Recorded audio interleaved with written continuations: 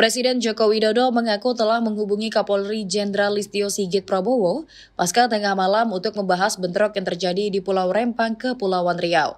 Menurut Jokowi, bentrok yang terjadi di pulau tersebut merupakan akibat dari kesalahpahaman di tengah masyarakat. Dikatakan Jokowi, dirinya sudah sampaikan urusan yang di Rempang.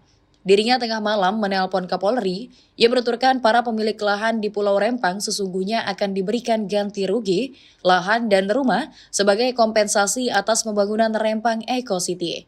Namun demikian, Jokowi menduga lahan yang disiapkan itu tidak sesuai dengan keinginan masyarakat sehingga menimbulkan bentrok. Mantan Gubernur DKI Jakarta itu pun heran mengapa persoalan miskomunikasi seperti itu sampai harus membuatnya turun tangan. Dipaparkan Jokowi, warga mendapatkan ganti rugi, diberi lahan, diberi rumah tapi mungkin lokasinya belum tepat. Hal tersebut yang harusnya diselesaikan. Jokowi pun menekankan bahwa tidak boleh ada aksi kekerasan oleh aparat dalam proses pembangunan proyek strategis nasional PSN.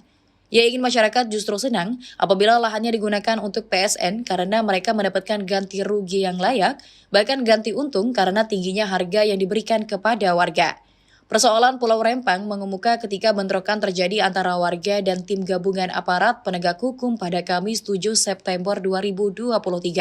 Bentrokan ini terjadi karena warga menolak pengembangan kawasan ekonomi Rempang Eco City di lokasi tersebut. Warga menolak masuknya tim gabungan yang hendak mengukur lahan dan memasang patok di Pulau Rempang.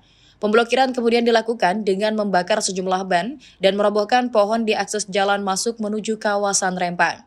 Sebelum terjadi kericuhan, warga sebenarnya sudah menolak pembangunan Rempang Eco City. Salah satunya karena warga sudah hidup di kawasan itu secara turun-temurun. Sementara itu, Menteri Koordinator Bidang Politik Hukum dan Keamanan Menko Polhukam Mahfud MD mengatakan, persoalan hukum soal kawasan Rempang sebenarnya sudah selesai. Hanya saja ada proses perizinan yang tumpang tindih sehingga menyebabkan konflik seperti saat ini.